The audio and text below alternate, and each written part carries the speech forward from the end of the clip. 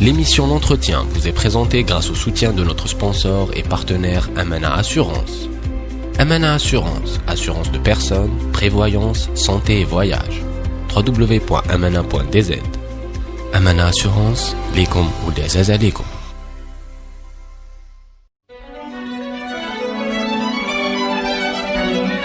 Pour bien s'entendre, il faut bien s'écouter. Rendez-vous sur M, la petite radio du Grand Maghreb.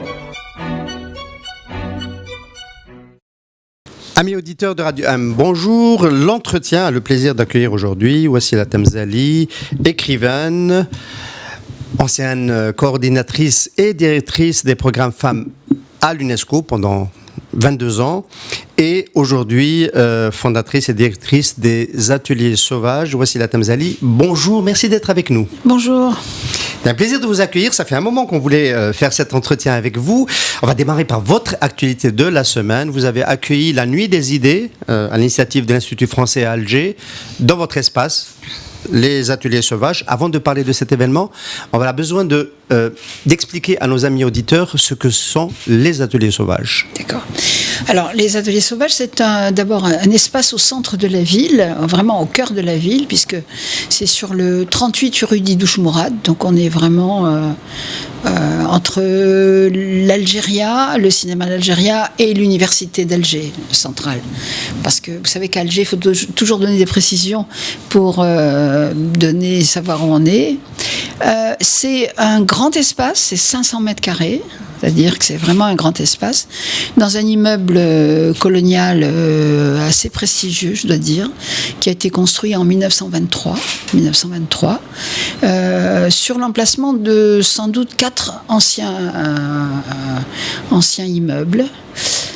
Donc c'est un lieu important par sa situation au centre de la ville. Donc là, il y a déjà, on sent le pourquoi de la démarche, c'est-à-dire se réapproprier l'espace urbain pour en faire autre chose que des magasins de pantalons et des fast-food. Ça a été la première envie que j'avais.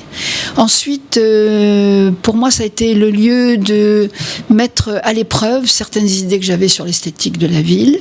C'est ce que j'ai réussi à faire. Et aujourd'hui, j'en ai fait un centre de création artistique qui est ouvert aux jeunes, enfin pas jeunes, aux artistes algériens, parce que à tous les artistes algériens, disons, suivant une ligne éditoriale assez stricte, je dirais d'ailleurs. Alors vous dites deux choses, vous dites mettre à l'épreuve des idées sur une vue sur l'esthétique urbaine, et vous parlez de les lignes éditoriales. Tout le monde n'a pas vocation à exposer, à produire dans les Ateliers Sauvages. Donc il y a une sorte de cahier des charges. C'est pas, vous savez, un éditeur n'édite pas tous les livres. Un galeriste n'expose pas tous les tableaux. Et les Ateliers Sauvages ont une ligne éditoriale. Quelle est-elle ? Plus ou moins. Alors cette ligne éditoriale, il faut pas que je paraisse plus savante que je suis. C'est une ligne éditoriale qui va se définir au fur et à mesure des choix que je ferai. Ce sont évidemment essentiellement des événements culturels qui s'adressent et qui répondent on peut dire, aux problèmes de la cité, aux problèmes des citoyens, c'est-à-dire qui ont des événements qui ont l'ambition de refléter la vie citoyenne. Et suivant des critères de qualité que je définis d'une façon un peu instinctive. Et c'est ça la ligne éditoriale. Quand vous envoyez un livre chez un éditeur, il vous dit souvent que c'est très bien mais qu'il ne le prend pas.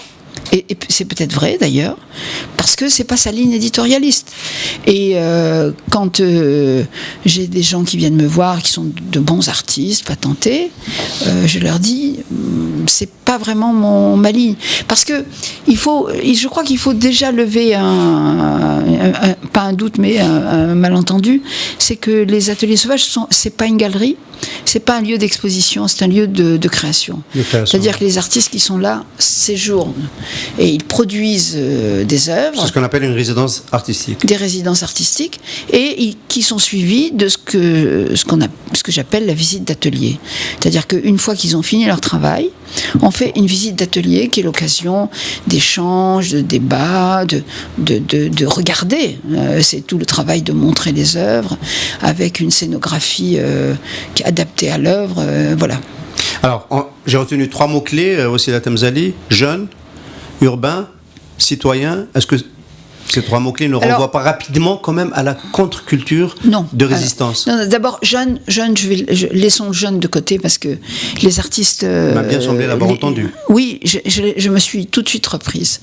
Parce que mes amis artistes, qui sont jeunes par rapport à moi, je suis très vieille, mais ne veulent pas qu'on les appelle les jeunes. Parce que le mot jeune fait partie d'un marketing politique qui ne leur fait pas confiance. Voilà, pour être clair et simple.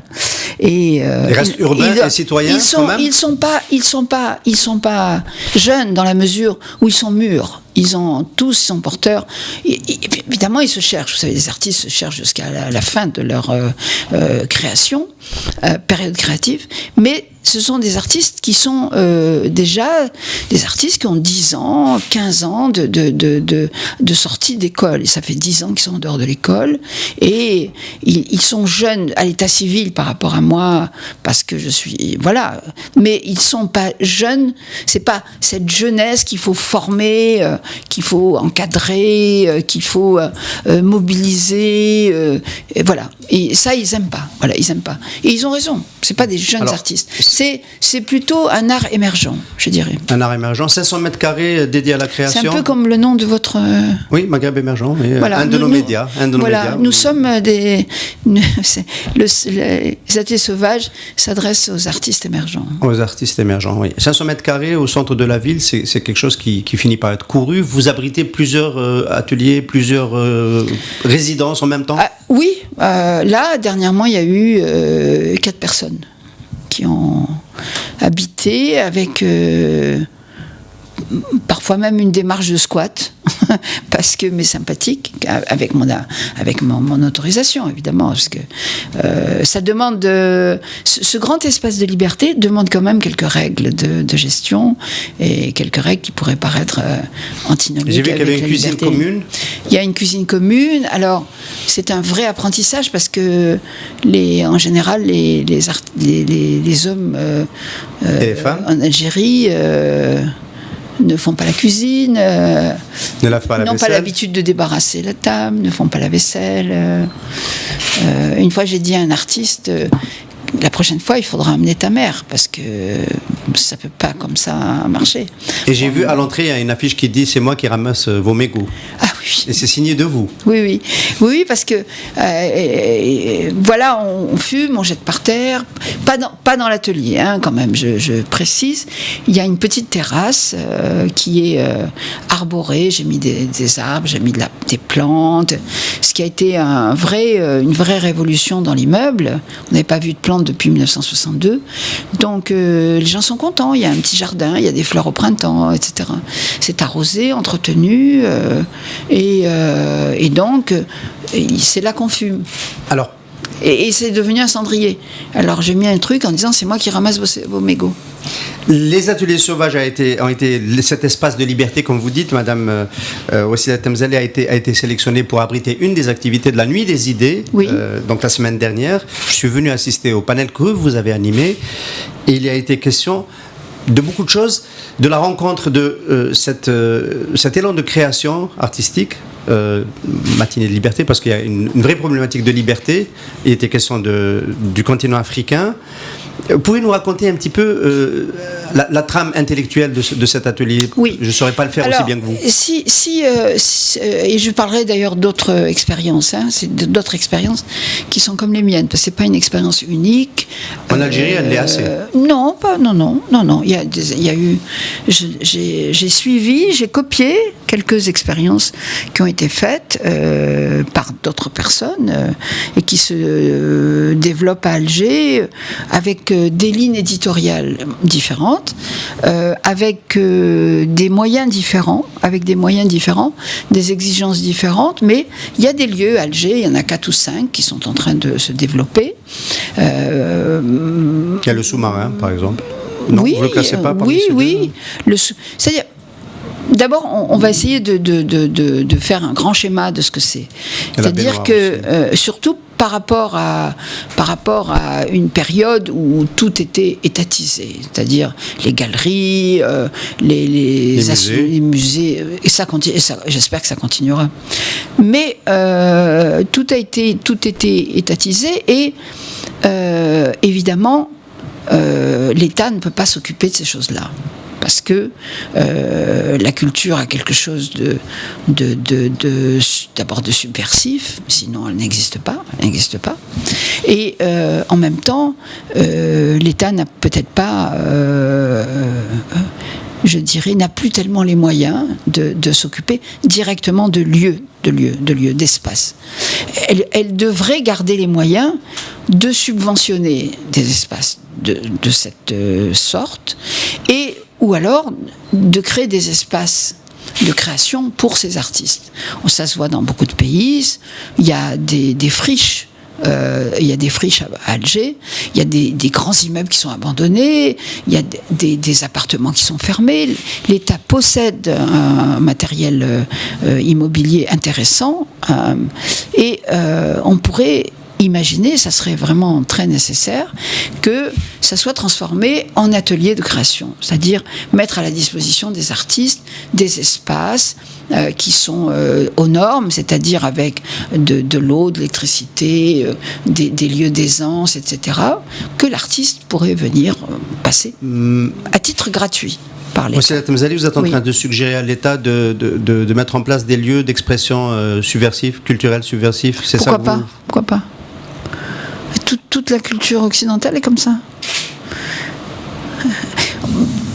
Vous savez.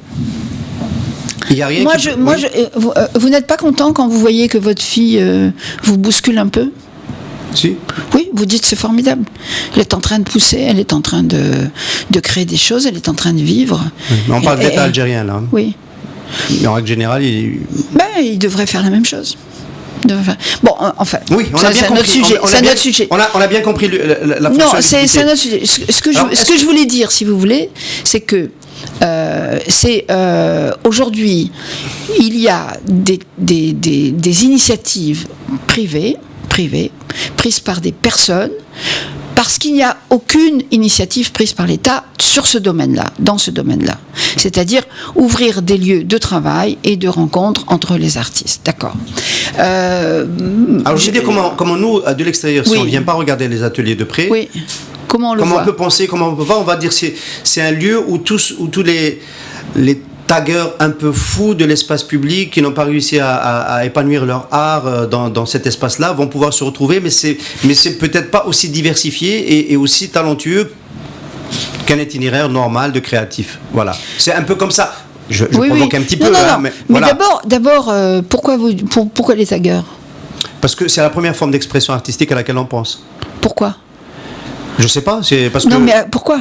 Parce que c'est la plus contemporaine, la plus irrévérencieuse par rapport à l'État. C'est pas vrai. D'abord, le tag, c'est très vieux, ça a maintenant près de 30 ans. C'est très subversif, mais en Algérie, il se fait d'une façon différente, si vous voulez, beaucoup moins subversif. Et c'est pas une forme d'art unique, c'est pas la forme d'art contemporaine par excellence. Il y en a d'autres qui sont nés après. Et en tout cas, aux ateliers sauvages, il n'y a pas de taggeurs.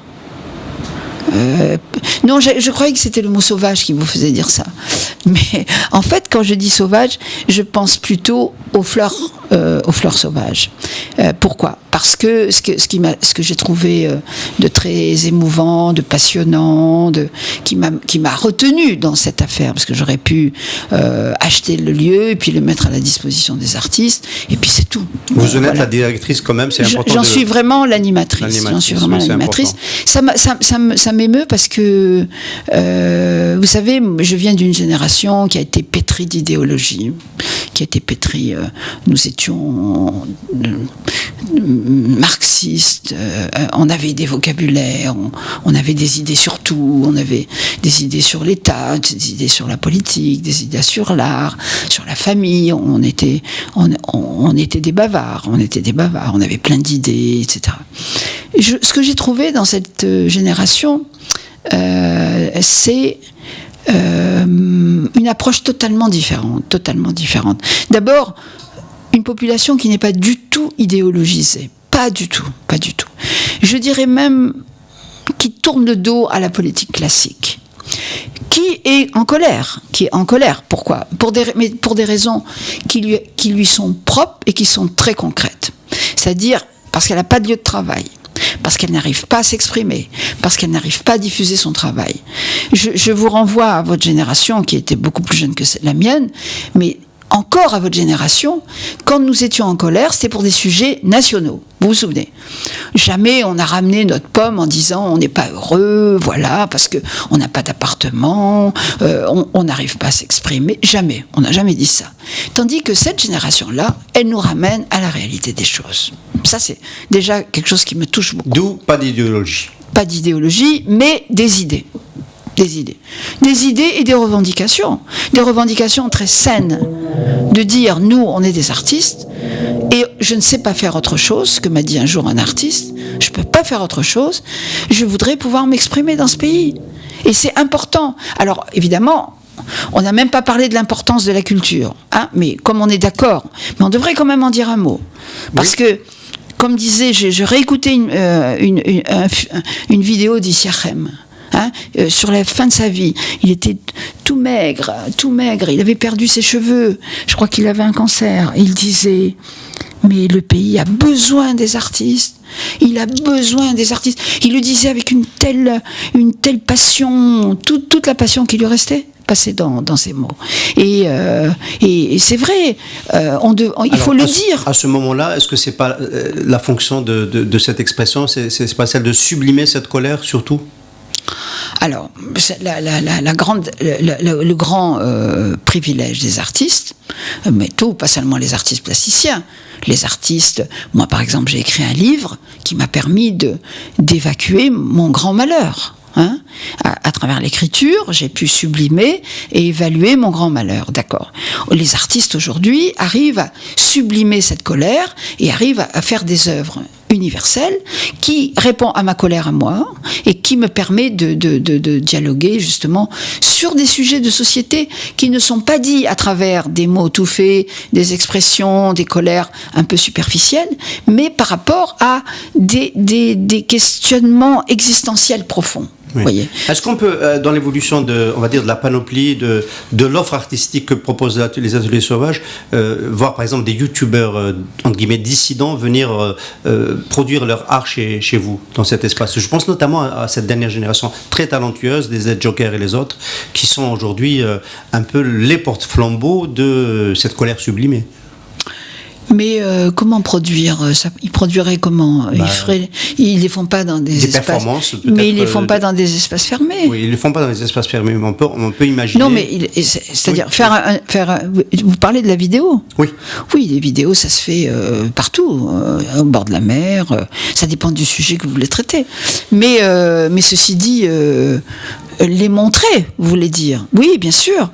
Les montrer, ça serait. On n'a plus besoin de ça aujourd'hui, grâce à l'internet mobile, tout le monde regarde. Non, mais c'est pas la même chose. C'est pas la même chose. Projection collective, c'est différent. C'est pas la même chose. Avec le débat derrière. C'est pas la même chose. C'est-à-dire que si vous vous montrez, j'ai envie de faire un jour une grande exposition, deux vidéos seulement. Mais ça demande un grand équipement, ça demande beaucoup Alors, d'argent. ça demande beaucoup de choses. Ça nous amène au sujet, l'un des sujets qui a un petit peu polarisé le débat de mercredi dernier, c'était jeudi, Oui, c'était jeudi dernier, jeudi. donc la nuit des idées, le modèle économique de la création artistique aujourd'hui, dans le contexte aujourd'hui, avec un État qui n'arrive pas à suivre, avec une nouvelle expression qui est demandeuse à la fois de moyens pour produire, d'espace pour rencontrer un public et de moyens de vivre de son art, c'est le mot, hein, il faut vivre de son art.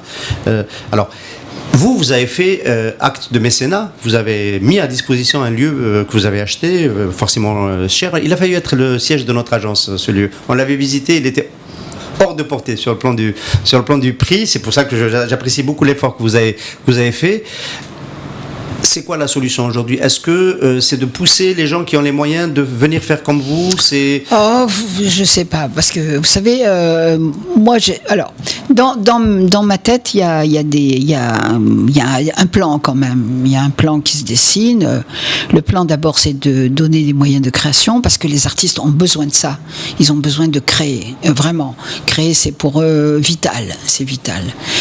Après, pour créer, il faut des moyens, mais des petits moyens. Mais il ne faut pas des gros moyens pour créer. Il faut un espace, évidemment, mais l'espace est là, je l'ai acheté.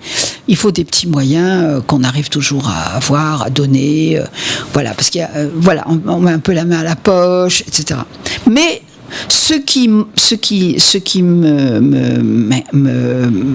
m'intéresserait et ce qui m'angoisse en même temps, je dois dire, c'est le suivi de tout ça, le suivi. C'est-à-dire que vous avez par exemple 3 artistes qui viennent, ils produisent des œuvres avec pas beaucoup d'argent, il faut dire, parce que c'est la création, c'est surtout l'intelligence, c'est surtout l'intelligence de la création. Après, il faut des petites choses. Et ils s'adaptent. C'est une création qui s'adapte. Évidemment, si on leur donnait des moyens différents, ils feraient peut-être autre chose. Ça, c'est encore un autre problème. Mais disons, dans la situation actuelle, mon expérience, mes diverses expériences, ça a été des créations qui ont eu besoin de sommes, je ne sais pas, entre 100 000 et 200 000 dinars à peu près. Donc, c'est pas impossible à trouver et pour moi, vous êtes aidé, les donner. Personne. Non, jusqu'à maintenant. Mais ce qui m'angoisse, c'est une fois que les œuvres sont produites, qu'est-ce qu'on en fait? Comment rencontrer un public? Comment éventuellement... Alors non, le public, on le rencontre. Le public vient, mais il n'achète pas. Parce peut-être parce qu'il n'a pas d'argent, et puis en même temps il n'y a pas la nécessité, parce que par exemple on achèterait facilement, les gens qui ont les moyens, un beau salon en cuir ou une belle table pseudo berbère ou un truc comme ça, qui coûterait 3 œuvres d'art, et on mettrait une petite table toute simple, mais ils vont préférer acheter la table soi-disant chic, mais ils vont pas acheter, et après ils vont acheter une copie ou une reproduction ou un truc, vous voyez, qui est voilà. D'abord, il y a la question. La première question, c'est l'intérêt qu'on peut avoir à l'œuvre d'art. L'œuvre d'art contemporaine. Et je dois dire que l'art contemporain est difficile. Parce qu'il n'est pas orienté vers le produit fini du travail, mais c'est plutôt de rentrer en contact avec le public sur le processus de création. Mais les processus de création, ça ne s'achète pas. Monsieur Latemzali, vous diriez que la bourgeoisie algérienne n'est pas suffisamment éduquée à l'art contemporain? Ah non, je ne dirais pas ça. C'est quoi la bourgeoisie? Pourquoi la mévente? C'est quoi la bourgeoisie algérienne? C'est les gens qui ont de l'argent, qui ont créé une industrie, qui ont créé une activité et qui ont les moyens, à défaut d'être mécènes, d'acheter. Il y a une autre forme de mécénat aussi. Oui, non, mais moi je leur demande pas de donner de l'argent, je leur demande d'acheter. C'est tout. Oui, c'est bien de ça qu'on parle. Je vais vous dire, c'est quand même. Alors, je sais pas qui vous pensez, mais vous avez presque fait le portrait robot de 2 ou 3 personnes qui achètent. C'est tout, c'est les seuls qui achètent. 2 ou 3 personnes sur la place d'Alger? Que je connais, oui. Il y a du travail à faire alors. Oui. Pour plus montrer c'est pour ça que je suis fatiguée. Les bijoux qu'il y a dans votre atelier quand même. C'est pour ça que je suis fatiguée. Peut-être. Non, oui. c'est vraiment angoissant parce que il y a une inertie colossale. Et les gens s'intéressent pas vraiment à l'art contemporain. On est plus... je dirais presque qu'on préfère l'orientalisme, vous voyez, en gros. C'est-à-dire ceux qui ont la possibilité d'acheter. Ça correspond encore à cette idéologie, cette recherche de l'identité, par cette voie-là. Nous, on ne s'adresse pas à l'identité, on s'adresse à l'humain. On s'adresse, l'artiste contemporain s'adresse au cosmos, il s'adresse à ce sont des questions existentielles qu'il pose. Ce sont des questions souvent très savantes, comme les questions qu'il pose à l'histoire, qu'il pose à la politique, qu'il pose au genre, qu'il pose aux femmes, etc. Mais il ne poserait pas les questions du chameau avec le costume, le palmier, le costume traditionnel. On est chez Étienne Diné. L'expérience du MAMA, ce ne serait pas un signe avant-coureur, la difficulté pour le MAMA de s'imposer dans un autre espace central d'Alger? Est-ce que ce n'était pas aussi un signe avant-coureur de la difficulté à monter un modèle qui tourne avec Déjà, si vous voulez, le MAMA n'a pas les moyens de travailler. Alors c'est aussi simple. Alors d'abord il faut lui donner les moyens de travailler, et puis après on va dire si ça marche ou ça marche pas. Le musée d'Alger voilà. Et l'exposition qui est en cours, elle a pu avoir lieu grâce à l'ingéniosité de la directrice du musée et la générosité de la Société Générale. Écoutez, quand on en est réduit à... Il y a un seul sponsor pour le MAMA ? Je crois. Non, pour cette exposition. Pour celle-là ? Oui. Et puis il y a l'Office national de l'ONDA, qui est le seul office qui a de l'argent. Seul office de la culture qui a de l'argent. Et ce sont des gens tout à fait louables, admirables, mais c'est pas leur travail. Si l'État pensait à défiscaliser les transactions, c'est fait. Mais c'est fait. Et ça n'a pas boosté. Mais ça ne donne rien. Aujourd'hui, une société a le droit, pour défiscaliser, 300 000 €. C'est pas mal, 300 000 € déjà. C'est pas des dinars plutôt ? Non, je vous donne l'équivalent parce que je me perds avec les zéros ici, les milliards, les centimes. C'est l'équivalent de 300 000 €. 300 000 €, c'est beaucoup. Avec 300 000 €, vraiment, si les sociétés qui ont la possibilité d'extraire de leur impôt 300 000 € faisaient le pas d'acheter aux artistes, parce que les artistes ont besoin de vivre comme tout le monde. Ils ont besoin de se marier, d'avoir des maisons, même en dehors du fait de créer une voiture, pouvoir manger. Et de ne pas squatter éternellement les ateliers sauvages. Non, ils ne squattent pas, c'est une ouverture. Non, je pense qu'ils continueraient, j'espère qu'ils continueront à venir aux ateliers sauvages, même s'ils se deviennent s'ils sont achetés. Mais c'est rien d'acheter une œuvre. Combien il faut pour vivre pour l'année, par exemple. Si vous êtes ne serait-ce que un employé moyen, combien il touche, s'il touche 50 000 dinars, 1 million de dinars. 1 million de dinars. Et pour qu'un artiste arrive à vendre 1 million de dinars par an, il faut vraiment changer de siècle, changer d'époque et changer de public. Alors pour changer de siècle, d'époque et de public, j'ai noté que dans votre panel de jeudi dernier, la nuit des idées, il n'y avait que des femmes. Les femmes apportent quoi de plus dans la création artistique, dans cette problématique qu'on évoque depuis tout à l'heure, un caractère un peu plus subversif, mais pas seulement ? Non. Je pense pas. C'est pas une question de subversivité. C'est une question qu'il y a beaucoup de femmes qui sont investies dans le domaine de la culture, parce que c'est un domaine qui est neuf. Et les hommes n'ont pas encore pris le pouvoir dans ce secteur. Les femmes sont là parce que, par exemple, quand vous dirigez un centre culturel, mais il y a des hommes qui... Je pense par exemple à Box 24, qui est dirigé par un homme. Tout à l'heure, vous avez parlé du sous-marin. C'est plutôt dirigé par un homme, je crois. Oui, c'est en même temps le siège d'un parti politique. C'est le siège d'un parti politique.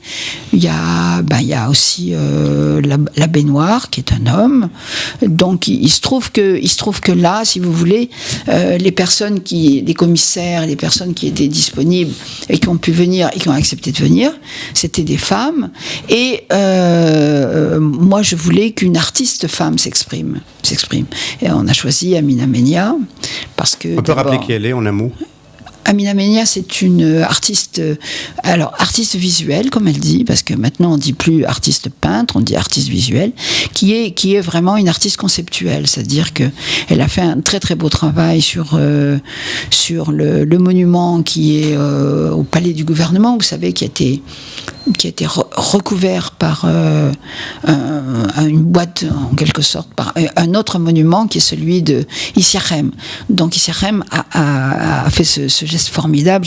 Je pensais à Issachem quand on détruisait cette statue à Sétif, quand on a demandé à Issachem de détruire la statue du Palais du Gouvernement. Vous savez, que c'est un Polonais, j'ai oublié le nom maintenant, et de faire quelque chose, il n'a pas osé. Il n'a pas voulu. Et c'était un beau travail.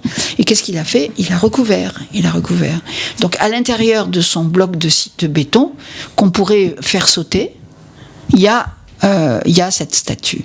C'est le respect, sans doute, du créateur au créateur. Voilà. C'est émouvant. Wassila Temzali, vous avez une expérience donc à travers votre long parcours à l'UNESCO sur ce que permet d'obtenir l'impulsion de la créativité des femmes. Vous avez notamment parlé tout à l'heure avant cette émission de ce festival à Fès dédié à la femme arabe et à la créativité, et vous vous êtes rendu compte qu'en fait, par la créativité, par l'art, les femmes pouvaient faire avancer bien plus leur vision et leur cause que par le discours rationnel sur les enjeux politiques. Oui. Écoutez, je parle là vraiment du monde arabe en général et du monde maghrébin en particulier. Le grand tabou et c'est c'est par là qu'on opprime et qu'on discrimine les femmes, d'ailleurs. C'est pour ça que la question du voile est primordiale pour moi. C'est la féminité, la sexualité et le corps des femmes. C'est par là qu'on opprime les femmes. C'est le siège de l'oppression. Donc, moi, tout de suite, j'ai compris que tout de suite, ça veut dire il y a 60 ans. J'exagère. Il n'y avait pas 60 ans. Disons, dès les années 80, 90, quand j'avais en charge ces programmes, je trouvais que le discours des sciences, c'est-à-dire sociologie, histoire, économie, qui étaient les méthodes d'analyse de l'UNESCO, qui continuent à l'être d'ailleurs, parce qu'on sépare l'art de la pensée, ça c'est un tort absolu. Tout de suite j'ai compris que si je voulais en faire dire davantage, en comprendre davantage, en faire savoir davantage, il fallait que je m'adresse aux artistes. Parce que les artistes ont une capacité de transgresser les tabous qui est beaucoup plus efficace que nous l'avons nous. Nous le faisons avec des mots, eux ils le font avec des images, des sons, etc. Et des émotions. Et donc ils s'adressent à nous par l'émotion. Et c'était d'autant plus important que si je devais faire de façon lapidaire, c'est pas un truc une analyse des raisons qui ont peut-être fait que le mouvement féministe maghrébin a été peu entendu, c'est qu'en fait nous avons péché par retenue. C'est-à-dire que nous ne sommes pas adressés à ces questions-là. Nous sommes contentés d'essayer d'interpréter le Coran, essayer de convaincre l'État qu'il fallait qu'il améliore les lois. C'est-à-dire que nous avons fait un travail vis-à-vis des droits des femmes. Or, le féminisme, c'est plus que ça. C'est une idéologie de la libération. Qui interpelle l'imaginaire de l'homme. Qui interpelle l'imaginaire et qui s'adresse aux formes profondes de l'oppression. Parce qu'une fois que vous avez donné à une femme l'égalité, vous l'avez toujours pas. Vous lui donnez un instrument, évidemment, pour lutter. Dans les meilleurs des cas, elle va se servir de cet instrument, mais dans la plupart des cas, elle ne saura pas se servir de cet instrument. Pourquoi ? Parce qu'elle a intériorisé le rôle qu'on veut lui faire jouer. Et elle est opprimée sur le plan intérieur. Et donc, si je suis votre raisonnement, Wassila Temzali, une femme qui assume son corps dans l'espace public fait plus avancer sa cause qu'une femme qui est députée et qui a une sorte de parité vis-à-vis de l'homme ? Une sorte, ça veut dire quoi? Une parité en termes de droits, les représentants du peuple. C'est- Vous considérez que les avancées en termes formels des droits politiques des femmes ne sont pas représentatives de leurs réelles avancées dans la société Absolument. et sur le plan sociétal, Absolument. Surtout quand c'est des droits qui leur sont octroyés. ce qui était le cas pendant les années Bouteflika. Par exemple, si c'était des féministes qui s'étaient emparés du quota et qui l'avaient mis en application, je dirais oui, c'est une avancée. Mais il n'y a pas de féministes. Il n'y a pas de féministes. Le quota a été obtenu grâce aux luttes des féministes. Mais on s'en est servi pour faire une parodie de féminisme. C'est de la parodie, vous comprenez ? Ces femmes-là ne sont pas du tout féministes. Quand vous avez une femme qui vient réclamer la polygamie, quand vous avez une femme qui dit que le plus beau cadeau qu'on peut faire à un homme, c'est lui offrir une deuxième femme, qu'est-ce qu'il faut attendre de ces femmes-là pour défendre les droits des femmes ? C'est insupportable.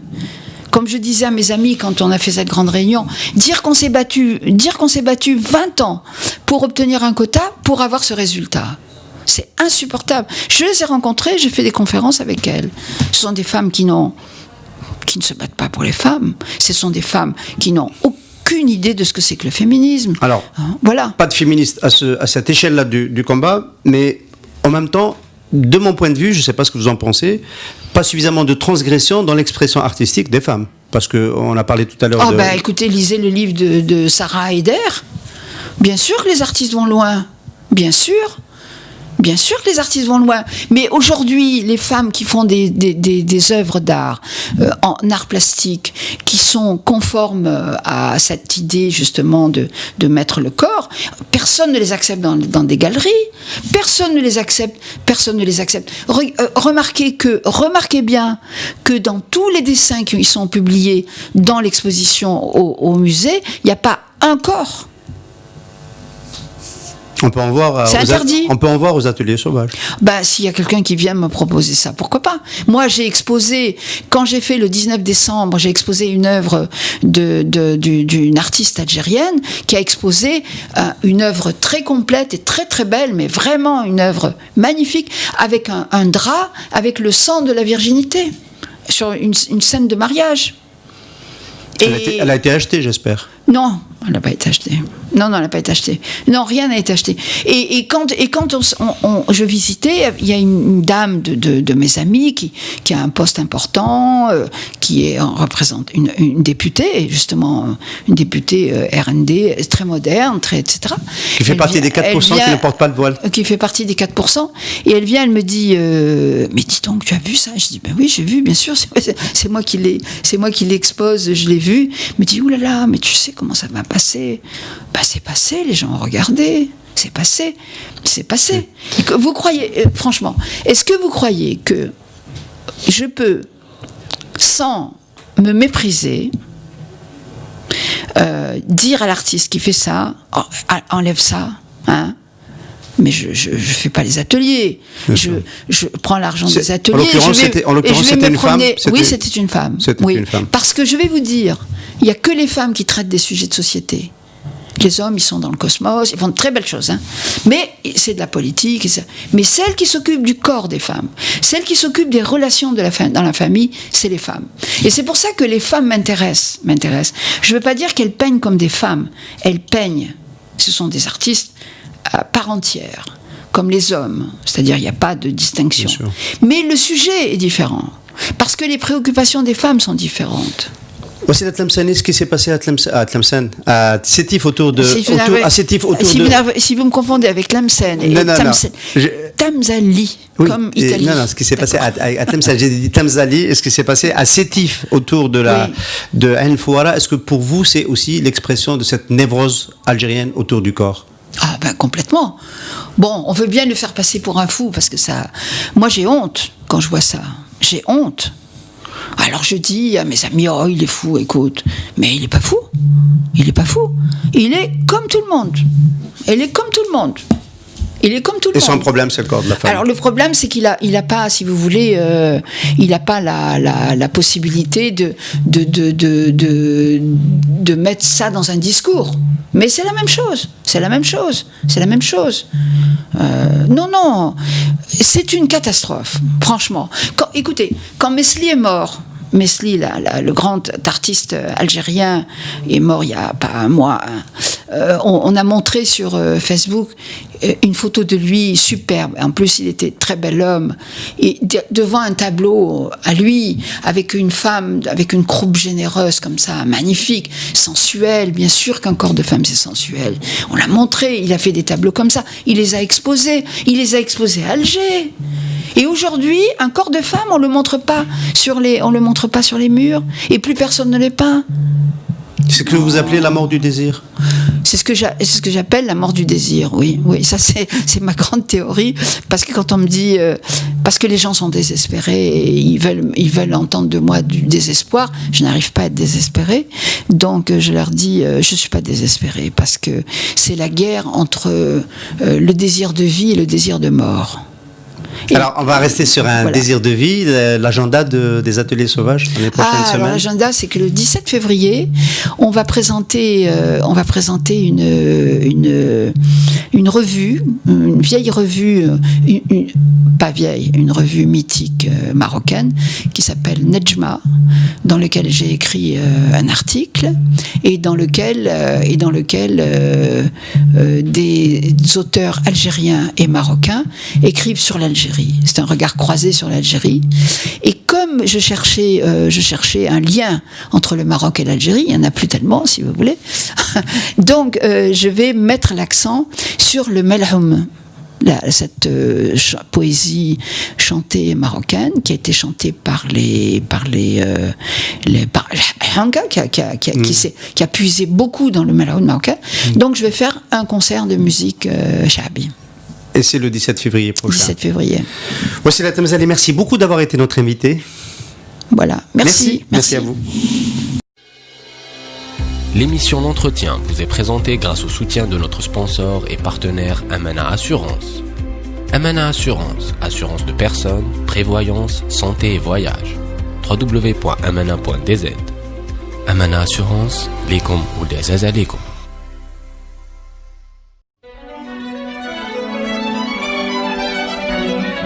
Pour bien s'entendre, il faut bien s'écouter. Rendez-vous sur M, la petite radio du Grand Maghreb.